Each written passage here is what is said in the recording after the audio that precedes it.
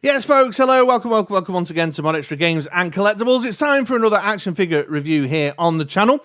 And as you can see on the screen right now, today's installment is going to be taking a look at the McFarlane Toys DC Multiverse Superman DC Classic figure that has just come out.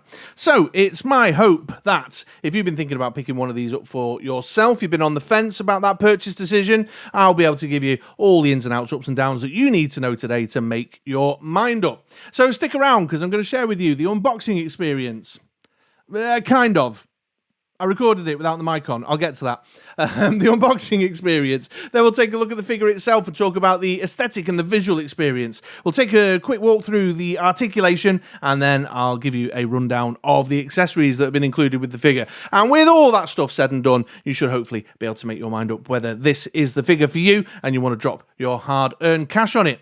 So let's get into it, and let's go back in time now to see past Chris talk about past Chris doing an unboxing when this figure first arrived on my doorstep. Hey folks, future editing Chris here now, and just had to hop on because, as you can probably tell, the unboxing that's taking place right now has no audio on it. I had a bit of a microphone crisis a little while back. I stacked up a load of pre-orders that had arrived in the post around the same time, unboxed a lot of them on camera at the same time, and then realised after the fact that my microphone was plugged into my work laptop that I'd been using working from home that day. Bit of a dumbass move, just one of those chalk it up to experience type things. I've learnt my lesson. I double check every time before I start now. But what that means is that the unboxing you're watching take place around me. You're not getting the live, in the moment commentary from me, which is a shame because I do like to include the unboxing as part of the overall review because I think it's a key element to the adult collecting experience. The unboxing moment is a part of the joy, a part of the pleasure in it for me. So I thought I'd still include some of the footage. You're just not going to get all the incredible witticisms and jokes that I'm firing around right now that was not committed to tape. However, I'll give you a quick, brief rundown of some of the kind of key headlines that I was discussing the first time around. First things first, I find the McFarlane DC Multiverse packaging a bit bland, a bit boring. The big windows there showing off the figure, a lot of people like that. That's a kind of key part of the shelf presence. But that black, white and blue motif I find a little bit bland, and I'm really not into... Well, the artwork on the back, I am into the artwork, but I often find that it's actually a mismatch to the character that's in the packaging. And that absolutely is the case with the Superman you're watching me unbox right now. Then, packaging. I hate blister packs, and I particularly despise the tie wraps that Toddy Boy likes to strap his figures in to the nth degree. And I'm also not a big fan of plastic capes that are fed through a gap in the back of the blister pack. And I whinge about that a lot during this unboxing. It absolutely drives me mad. It really interrupts the joy of the experience for me because I just want to crack it open and get to the hands-on man-child playtime, and all this stuff is just a barrier to my desire to be a 10-year-old Chris once again. And this figure is just the same. He's tie-wrapped in and his cape is piped in down the back, and it pisses me off. Other than that, usual stuff. The sound of the blister pack is irritating. I point out the accessories as I take them out and just share a quick initial reaction to the figure straight out of the box. However, Superman's been with me for quite a while now. I've had lots of man-child playtime, so what we're going to do now is move into the review section of the video where you're going to get the full-bodied, thought-out thoughts and reflections. So here's past Chris when I reviewed it, sharing my thoughts on the aesthetic qualities of the Superman, classic Superman figure from McFarlane DC Multiverse. All right, enjoy. All right then, folks, let's move into the review section of the video now then, and let's talk about the aesthetic qualities of the figure. Let's talk about the visual experience. And here he is as he comes out the packet. You can take a good head-to-toe eyeball of the figure. And there's a lot to like, but there's also a few bits to dislike as well, and there's some attention to detail touches that have aggravated me a little bit, if I'm being perfectly honest. Spoiler alert. First things first, the colour scheme. The colour scheme is what strikes you immediately about the figure. The reds look okay, the cape, the pants, the boots, good quality reds, but the blue is too light. It's not deep enough. It's the wrong colour blue to my eye for a classic Superman look. The Adventure Comics 1001 had a decent blue. Why they just didn't use the same paint colour as they did with that one, I don't know, because this one just seems very light. It just doesn't quite sit right with my eye. Superman's uniform in my mind's eye is a bolder blue, a more full-bodied, like a cobalt or a navy, or even a kind of deep royal blue. Maybe not a deep royal blue. I don't know. I'm trying to sound like I know colours. It's only because I've decorated the living room at the moment and we've been looking at some blues. So yeah, the blue is too light. Getting a bit nearer to the figure so that we can conduct a closer inspection of the finer details. That's where stuff starts to leap out at you, really. Starting with the head sculpt here. What the hell is going on with this goofy face? I was so pleased to see that we finally got a smiling Superman in the DC Multiverse line. And it did look a bit goofy in the promo photos, but in hand, it's even more egregious than it looked in the photos. It looks like he's just kind of holding his top teeth over his bottom lip and going all goofy like this, like he's a Muppet character. And it looks crap. And then look how uneven the eyes are, the paint applications on the eyes, and they're all kind of a bit big and wide and weird. I don't know, the face looks super goofy to me. And once you get kind of locked into the goofiness of this with the weird top teeth smile thing going on and the slightly uneven eyes, you can't stop looking at it, and it really stands out on the shelf, which is such a shame, because the actual sculpting of the facial features, the good old all-American boy with a nice square jaw there, he's got the hair, which is lovely sculpted, and of course the classic look spit curl there, draped down across his forehead. That's all lovely stuff, but just, even if you look past the eyes, this goofy mouth thing is such a shame. To finally get a smiling Superman and then just to miss the shot so drastically, it really upsets me. Moving a bit further down though, there's some stuff to like here, like the S on his chest is sculpted in. It's not a decal or anything. It's got a nice kind of three-dimensional aspect to it. The paint applications are really neatly applied to that, and then you can see all the nice kind of sculpted fabric kind of texture in the spandex itself, where it's all sort of stretched across his six-pack and his abs, his pecs and stuff, and it's all there, and that carries on down through the body. You can particularly see it in his underpants, in his trunks there over the top too, which is nice. I love that added bit of depth and that detail when it's applied to figures. Same with the cape. It's this single piece of rubbery plastic, and while it's not flexible in any way, shape or form, and it's a classic McFarlane move to have the cape shaped in the way he wants you to have it shaped, it's still got a good sort of dynamic flow to it, a nice energy in the way it's sort of draped over his shoulders. Looks really nice too. The belt and the boots are a little bit problematic as well, because these are reused parts from previous books. They are bringing a much more kind of modern aesthetic, a much more modern style to the belt and the boots there. And this is supposed to be the DC classic version of Superman, which to my mind's eye is the more kind of straight belt across the middle, and a more a sheer cut across the top of the boot. So the reuse here, the shortcutting to put the reuse in, has given us these kind of more modern aesthetic details in there. I think that's the New 52 style, maybe.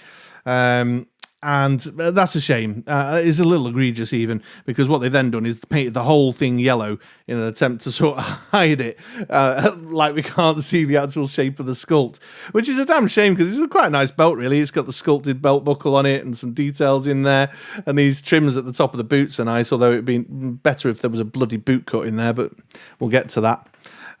So, there you go. The musculature is good and well sculpted. He looks like a nice beefy Superman, the superhuman Superman that he's supposed to be, which is good.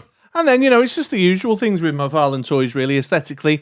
The big, chunky pins on the arms and the legs really stand out because they've got the toe cut in with the pins on there. It's all the joints stand out a great deal and just kind of affects the visual experience, the pleasure of the visual experience sometimes.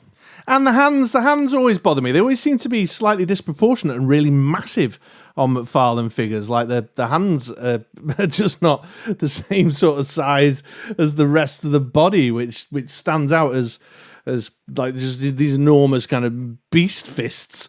I don't know what that's all about. I notice it all the time on McFarlane. It's super weird. So overall, as far as visual experience goes, I've got to err more on the side of thumbs down, really. Colour scheme's off, the face is goofy, the reused parts are just super lazy and shortcutting in the wrong kind of ways. It's still pinned, even though the price has crept up. You know, I used to pay 20 quid for my McFarlanes, now I'm paying 24 quid, you know what I mean? And so all these factors, all these little annoyances just build up to contribute to me not enjoying the figure as much as I thought I could, which is a shame because I really wanted a good classic look Superman to go alongside the rest of my little kind of Justice League display. So there you go. All right, well, there's aesthetic. Let's now take a quick look at the articulation. Getting started up top here then with the head, it's the ball joint at the top of the neck in the base of the head. Gives you all right down, fairly decent up. In fact, that's not too bad at all if you want to put him in flight position. You can go all the way around, and there's a bit of tilt in there as well. Then it's the standard McFarlane sort of pegged in shoulder joint, which gives you that sort of circular move inside the peg joint there and a little bit of shuffle back and forward. You've also got swivel and hinge there in the shoulder, so you can go all the way around. You know, obviously if the cape didn't obscure that, and then up out into the T shape. You've got a swivel joint here at the top of the bicep and tricep, but mine are really stiff, very difficult to move. There you go. If you can see a little bit of it there. Then you've got the pinned elbow, which will get you up to there. And again, it's that usual kind of McFarlane piece, so there's a sort of aesthetic element to bending your elbow all the way up. It has that weird break in it. And then it's the standard McFarlane hinged wrists, which give you a bit of in and out and some swivel and stuff there. And these aren't too bad, actually. They have a nice bit of continuity from the sleeve into the hands. They don't look kind of as bally, as round as we've seen on some McFarlane figures in the past. Into the torso, you can see you've got the ab crunch there, and then he's also got swivel in the waist. This ab crunch is all right. It comes forward a bit, look, but it's not the best. In terms of motion, and the swivel there is very, very tight up top on this one. And then your waist, that's decent. That's got some good motion there, nice and silky, no issues in that space. And it's standard McFarlane legs as well, with the kind of McFarlane weird leg joint thingamadoodad. Really good out, fairly decent forward, well, ish. Actually, I probably spoke too soon there. And a tiny bit of swivel up in the groin, but not a lot. I've known some McFarlane figures to do more. No thigh cut, which is always a shame. The pin double knee, which will get you up to there. No boot cut, as I observed before. Then you've got the McFarlane, again, the McFarlane style hinge and rocker in the ankle here. Again, these are pretty good, actually. I like the continuity, the way they've integrated the hinge into the boot, so it doesn't have that kind of bally look to it in here, which is pretty good, and that's fairly decent range of motion there. And then, as always with McFarlane figures, Superman can bend his toes. So articulation-wise, it's all right. It's good enough, I suppose. It's, I've said it before, if you go in with a McFarlane figure knowing what you're getting, then it doesn't bother you quite as much. I've certainly been critical of the articulation in McFarlane before. We really should be beyond pin joints by now. We really should be adding more to the leg motion to help you broaden and widen the possibilities, the art of possibility when it comes to posing and displaying your figures. But Todd seems entirely resistant to that, even though he's charging us more. And it's the simple fact of the matter is these are more kind of statuesque style figures with some articulation rather than articulated figures with a statuesque look, if you get what I mean. So it's okay. I'm going in the middle there. It does a job. It's fine, but it's not the most exciting. And some of the 6-inch lines, like Hasbro's 6-inch stuff, is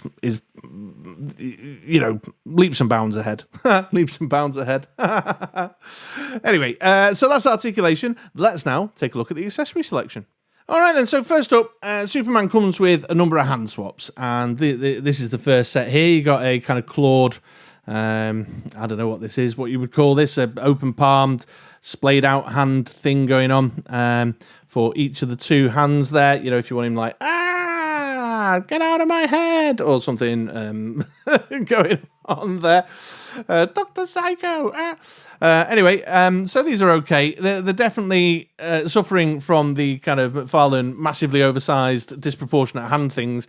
With them open palm like that, they look really huge compared to the proportions of the rest of the figure. Again, is that me? I mean, let me know, but I feel like they're huge. But they're decently sculpted, they peg in nicely, and they open up a range of options with some of your posing. Although I don't feel like these hands are a good fit for the head sculpt.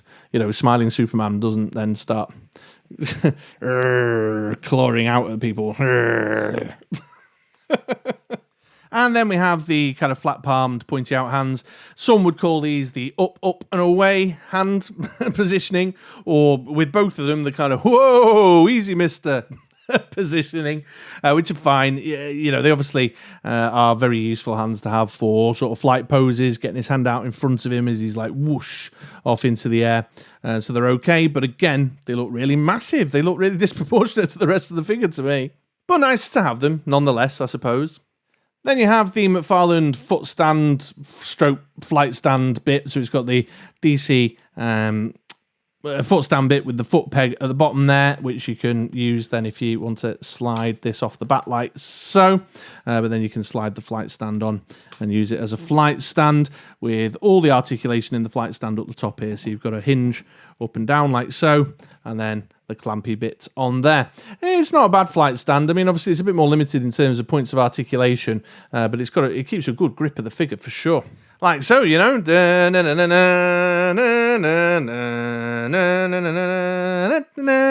idea. Anyway, so yeah, it's a decent flight stand for display, although the limited articulation on it will limit your options, And then, as standard with the DC Multiverse McFarlane figures, you get the trading card there with a piece of artwork on it, and then a bit of blurb on the back, which you can't even read right now. But it tells you stuff you already know about Superman, trust me. I don't recognise the artwork, but I don't believe that's like original sort of 40s Superman artwork, Siegel work. I think it's, a modern reinterpretation of the work, but it does sort of then illustrate, for example, the difference in the blue on the uniform and the that straight line cut across the boots there. So why you would put artwork in that shows off the flaws of your figure, and the goofy smiling face does not look as good as this nice, handsome, all-American alien smiling there. But there you go, you get it. I mean, these are fine. I've got a little binder. They go in there, never to be looked at again from today, basically, which is what it is. So once again, I'm going to use that phrase, in summary, the accessory selection is good enough. It's okay. It's decent. It's always nice to have hand swaps that give you a bit more kind of posability and options when it comes to how you display your figure. Flight stands are always useful with flying characters, and I think every line should provide a flight stand as standard. Trading card, whatever. It's all right. It's fine. I mean, I'm not sure what else you would actually include with a classic, look Superman, but it is what it is. Maybe it could have done with a head swap. So I'll give it a thumbs up because I'm feeling generous. Super quick comparison time then, folks. Here's the DC Classic Superman with the Jim Lee Batman. Clearly very tonally different with regards to facial expressions, skin tones, general design ethos, but they look all right. I must apologise. All my other Batmans are in a box at the minute. This is the one I've got out on display. My God, do they clash? Here's Superman with his kind of on-again, off-again adversary, another fellow spacefarer, Lobo. You can really see something of a distinction in the attention to detail when it comes to the sculpting and the design in comparison. I don't know what else to say. It's just there's a big difference there, isn't there? And finally, here's Superman next to the gold label or platinum. I get confused with all this. The platinum, the gold platinum collector's edition, whatever. But it's Wonder Woman, and again, it's not a strong match, is it? I mean, it's a little bit better than the Batman, but the serious "I'm about to kick your head in" face Warrior Woman thing going on they've got with Wonder Woman, and then the goofy smile on Superman just doesn't add up very well, does it? So here you go, folks. Here's Superman going around on the turntables. So you can have a full 360 view. I've just put him in a really goofy pose to just lean into the goofiness of the face. I was going for a sort of Hugh Jackman, this is the greatest show kind of thing. Having my own little fun. But in any case, I don't know, man. I don't know. It's no secret with regulars around these parts in the MoDXtra Games and Collectibles viewing community that I've said I'm getting very, very close to tapping out on McFarlane Toys, and this is yet again moving me closer and closer.